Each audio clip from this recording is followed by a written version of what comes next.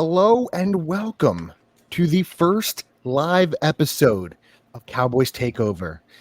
I just want to say I'm so excited. I know you guys have heard this, but this is our first live episode for Aaron James and myself. This is something we've worked very hard for. So we're super excited. You guys have if you've been listening on Spotify or Apple Podcasts. Now you guys can actually see us live and in person on the stream. So we're very grateful to bring you the first very episode of Cowboys Takeover podcast live. And this week we're going to be discussing the New York Giants matchup. That's who we play week one. It always feels like that. So let's introduce my extraordinary co-host, Mr. Aaron James. Aaron, how you doing today, sir? Jason, good to be here. How are you feeling today, man? I'm ecstatic, bro. It's like I said, we said a couple days ago, we've worked so hard since March, even a little before that, just thinking and talking about it. But this is something we've been working diligently, very hard for, just, prepping and planning. So I'm just ecstatic that it's finally here. Yeah, same. A lot of planning and preparing to be live with you friends today in Cowboys Nation. And if you don't know already, we're in the Philadelphia area, so we rub shoulders with a lot of Eagles, a lot of Giants fans who are not so thrilled that we have this podcast going because we know that we can see through their lies and their cracks and confidence. But we have the G-men to focus on this week. Yes, sir. And that brings us to our first topic of the show today. Kind of looking at the Giants, it's the team we see every year. Mr. Aaron James, what are you thinking the game plan for the Giants will be, or even should be, because we do, follow the Cowboys, so we know their strengths and weaknesses. What do you think it will be or should be for the Giants coming up this week? Yeah, so we're here to break it down for everyone this week, and what we have playing in the background is just the week one from last week, just to give a little bit more color and flavor. So before I get into what we can expect the Giants game plan to be coming into this game week one, just to share some of the stats from last year. I mean, it's a lot of the same coaching staff, a lot of same key players on the team. I will say, in game one of when we went heads up last year, Daniel Jones had 74 rushing yards in game one. A lot of the scheme was quick pass, QB option with a wideout option as well, and a lot of shallow crosses. You just saw one hit right there. Now, I kind of saw, and when I studied the film and looked over the theme, game one, game two, I was surprised to see a lot of the similarities. Now, Jason, I know I didn't prepare you for this, but look at this. In that game one, would you have assumed over or under Saquon Barkley 12 carries? I would have guessed. See, I've looked at the stats. I've studied, but to me, just looking at it, I felt like he did very well against us, and I even remember watching it. He had a very good game against us. I felt like he did have, he did break some tackles, so some of those numbers look deceiving. He had a couple big rushes, but yeah, he had a good day against us that day. So surprisingly, only 11 carries for that game one that we have on the screen right now. So they used them a lot as a decoy in that matchup. There was a lot of speculation, and deservedly so. Our run defense has been known to have some issues and have some holes. So week one, he actually had, that was the 14 carry game for 81 yards. That week one. Yeah, that was the one. That second game where we really shut him down. That's the one where they limit him. But it was, they did. That first game, he actually ran pretty well on us. He might have been the highlight because Daniel Jones didn't really do much. It was really more Saquon on that ground game in that first game, which, like you said earlier, I wasn't sure. Even 14, he had 81 yards, so he did the most with his opportunities. I was shocked though they even ran him that much, and then he did that well coming off his seasons that he hasn't really played that well in injuries. So I'm projecting really a lot of the same flavor now. They do have new Darren Waller, who was some would say their blockbuster acquisition on the offensive side. So they're going to look to get the ball to Darren Waller. He's probably looking at anywhere between eight to 11 targets. Would be my estimation, but it's not really going to do them any favors if they try to line him outside with against Gilmore or against Diggs. He's likely going to be seeing Jaron Kearse come down to cover him. Maybe in some instances, Damian Clark might be lined up with him. But so, question for you though: do you feel the Cowboys, because Waller really is the only threat, with Gilmore and Diggs isn't a small cornerback. I mean, Gilmore's definitely more a physical cornerback. Do you think they may actually roll one of them over there, knowing he's probably their number one target, and just put one of your best corners on him to just shut him down, and worry about other people beating you? I mean, they could very well do that. I think the first quarter, they're just going to come out, show what they're doing on defense, and see what they get. I think by second quarter or by halftime, if they really see Waller is taking the game over, they're definitely going to make their adjustments. But I don't think from the get go they're going to show him that much favor. Now, continuing with their wideouts, Darius Slayton is probably one of their Daniel Jones's top target for this particular game. He ran a 4.39. He's a speedster, so what comes to mind is Diggs has been known to be aggressive on the double moves. So maybe they're going to look to take advantage of that. That just kind of seems to be a common theme. And then just really quick, I mean, on the defensive side, we talked about Bobby Oriki, who they brought over, Okereke from the Colts.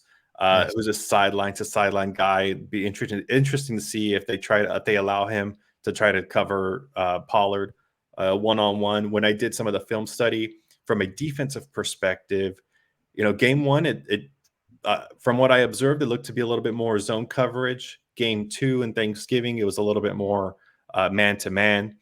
Now, both of these games that we played the games were pretty close. No one really ran away with it or had overwhelming control. So it's hard to say that, if any team went off of their game plan per se. But with that being said, I mean, Terrence Steele against Kayvon Thibodeau, their edge rusher is probably going to be the matchup to watch, in my opinion, the first couple drives to see how things kick off and allow Dak to have the time he needs in the pocket. No, yeah, I agree, and I think the Giants do have a couple of decent defensive linemen. I believe is it Dexter Lawrence? I think that's his name, Dexter Lawrence. Yeah, they just paid him. Leonard, he's the rookie of 2 years, and then Leonard Williams, I think, is the guy they actually just paid. So they have talent on that line. And to me, I think that's where kind of we should go into the Cowboys side when you look at it, right? Because you're talking about pass rushing. When I look at the Cowboys, my number one concern going into this week is right now Tyron Smith, questionable. They he did limited practice today, so they expect him to play. That's a huge concern right now. Is you were able to get him to come back on that 1-year deal, and really hope he can play. And I think that was the biggest thing we've seen the last few years is Tyron Smith not playing, and it really hurts us. And it just hurts what we do on the offensive line. But even bigger too is also Tyler Smith. He didn't practice, and he's questionable for the game. They don't know if he's going to play. So I think that pass rush for the Giants could be key, because Dallas could have two backups on an already thin offensive line playing. So I think that'll be a key for Dallas to watch.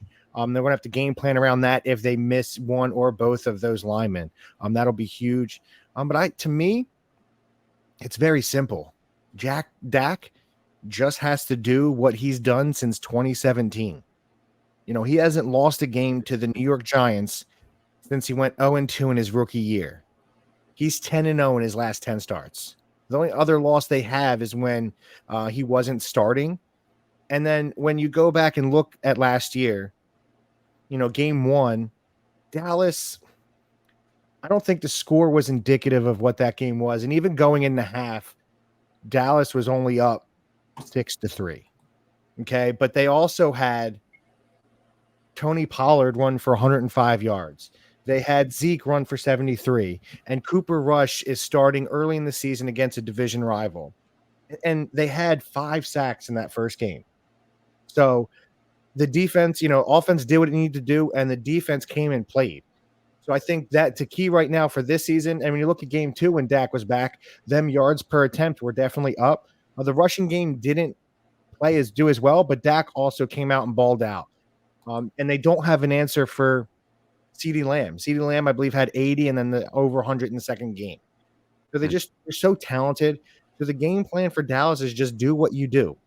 Like, I do believe the offense may sputter some. I think the defense is going to have to come up big this week from everything we've talked about throughout the preseason of Dallas not playing anybody.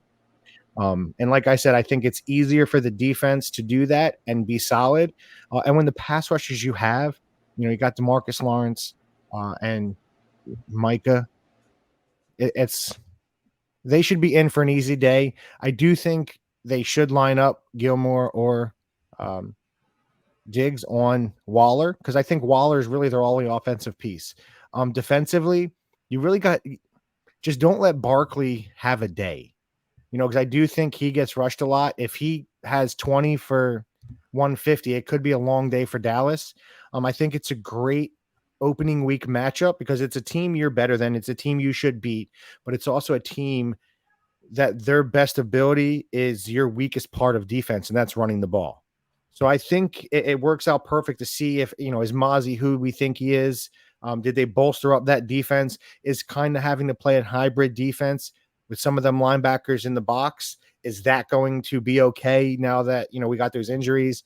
So I think there's a lot of questions that need to be answered early on. And I think it's a great test because it's a team we should beat, right? You think that to me, you want to get a team that's going to pound that rock against you because you can't stop it. So you want to see if you're going to be able to what you're doing week 1. It could change a lot of things. But that offensive lineman, both of them questionable, definitely scary week 1 of the season. Yeah, it is scary. But by now, I was watching a Dak Prescott interview just a couple hours ago, and he was talking about, he did acknowledge that he owns the Giants. So he said, I'm just going to try to do what I've been doing against the G-Men. But he said that they have the game plan. They're going to dot their I's and cross their T's the next 48 hours or so. And so they already have an idea, or they know what it is they want to do going into that game. To your point with the defensive line, D-Law, I believe, had 2 sacks that first matchup that we're watching here, and I think Parsons had 2 during the Thanksgiving matchup. So they're going to get after them, and as I mentioned, the Giants are going to try to keep them at a standstill with a lot of QB option, some screens, and mix things up. And we know Daniel Jones is a mobile quarterback, and he also just got paid. So Giants fans are like, dude, we just made you our franchise quarterback. You just got your money, and now it's time to show.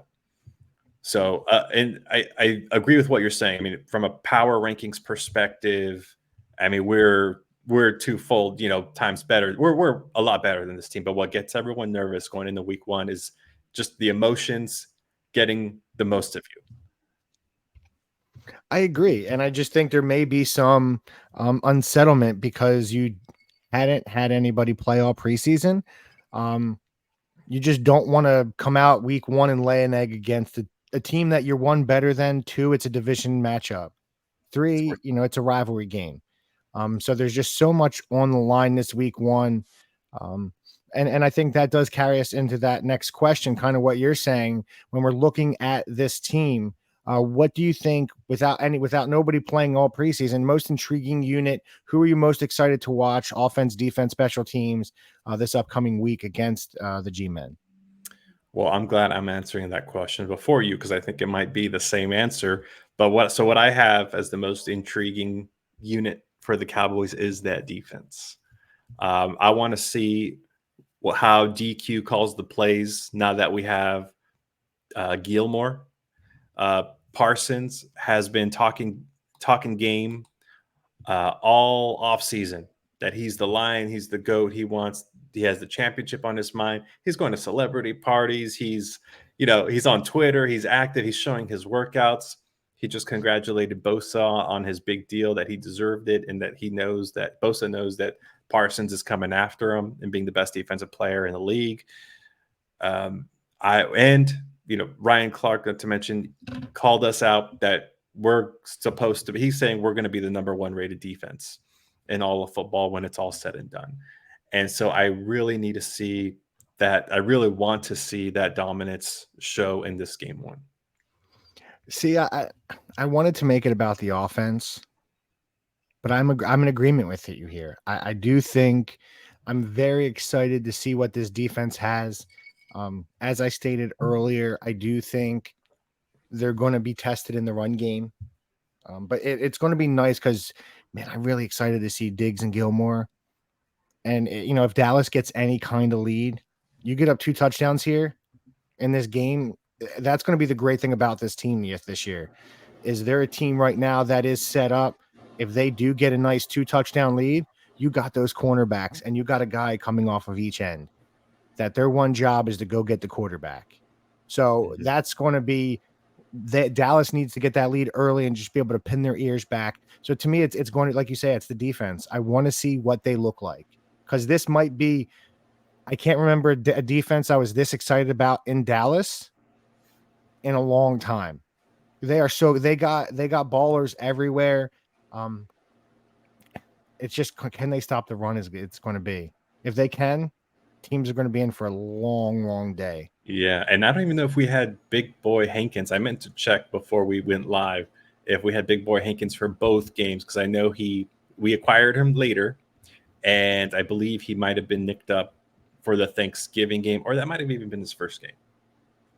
That I don't remember. I'm trying to see. I don't see him on the stat sheet in that second game. So, but but Dallas, yeah, this is a game.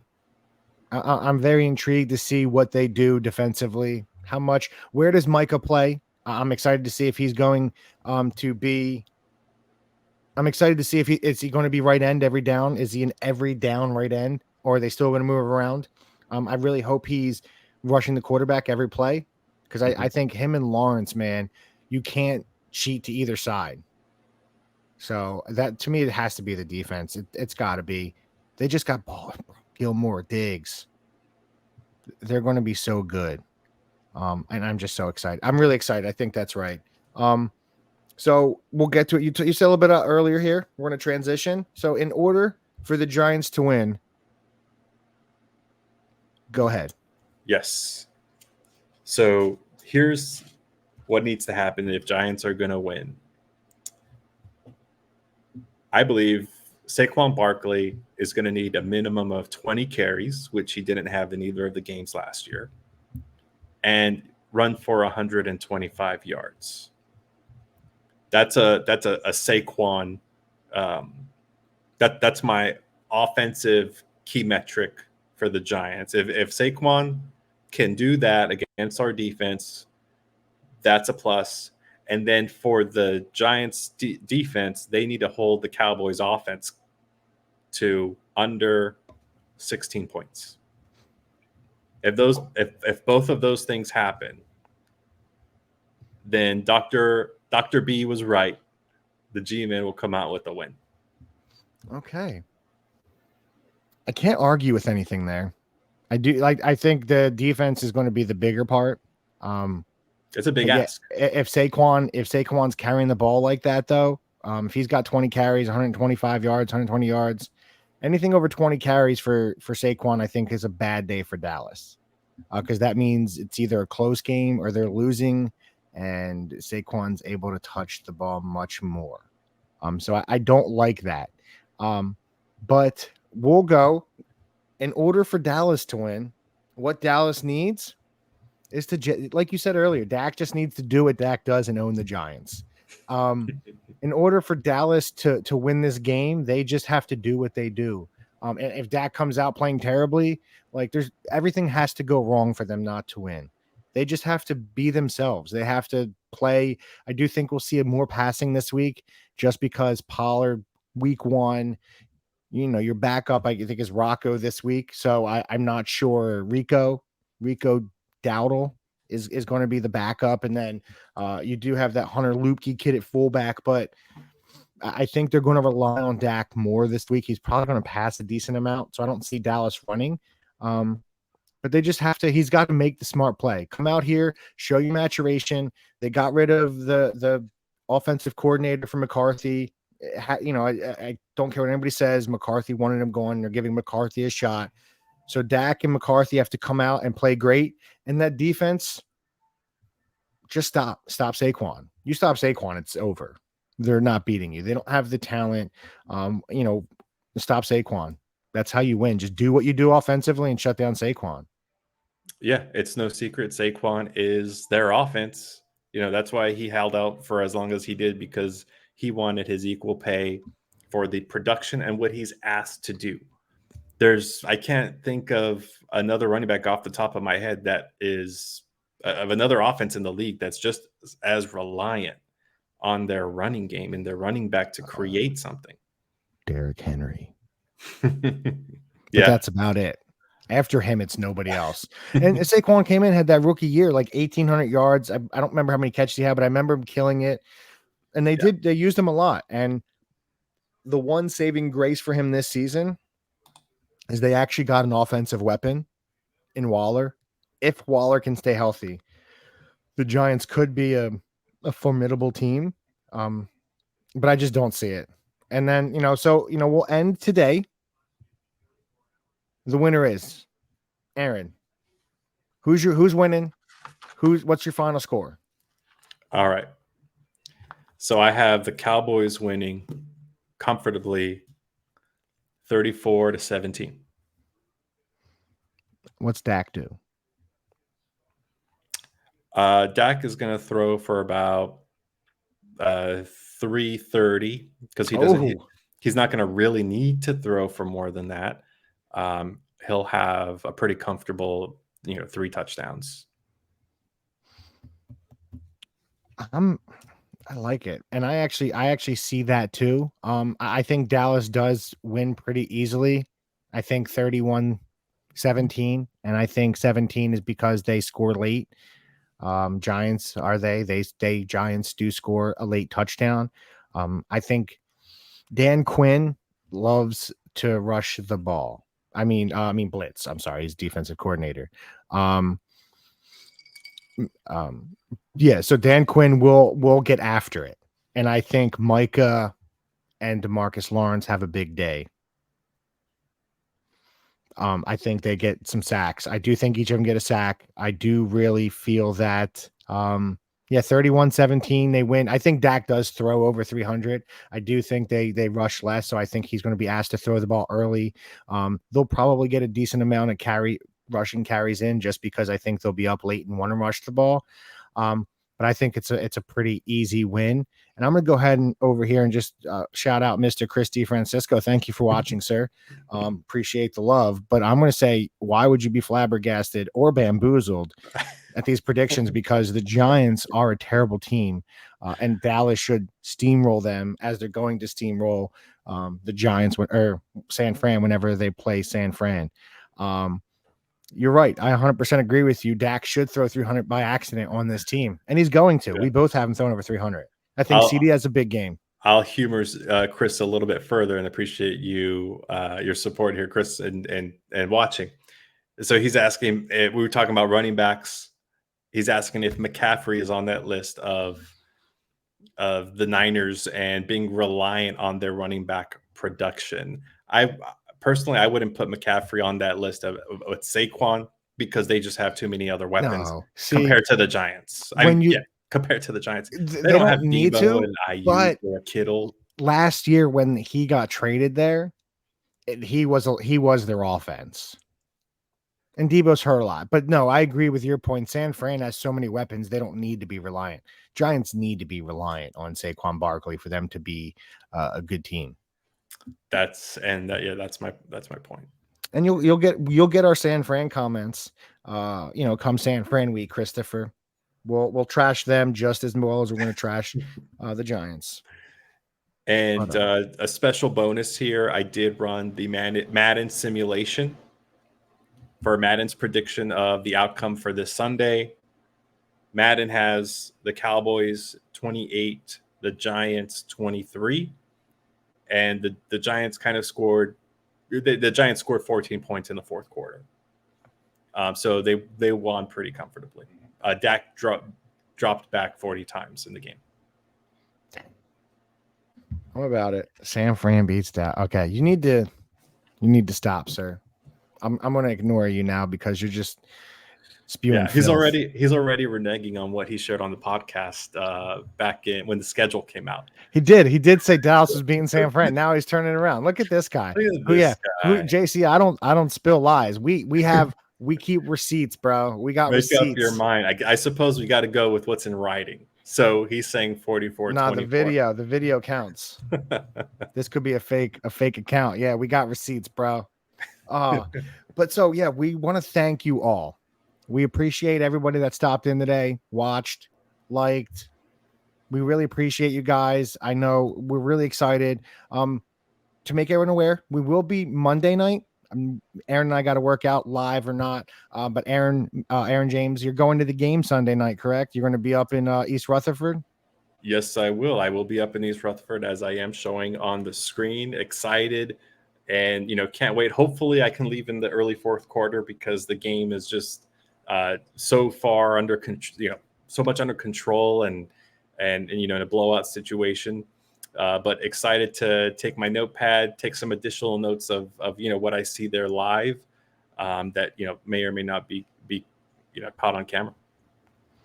Yeah, I'm so excited. So we're gonna bring you our post game Monday night. It won't be that live reaction. We'll have some time to settle down and really digest the game.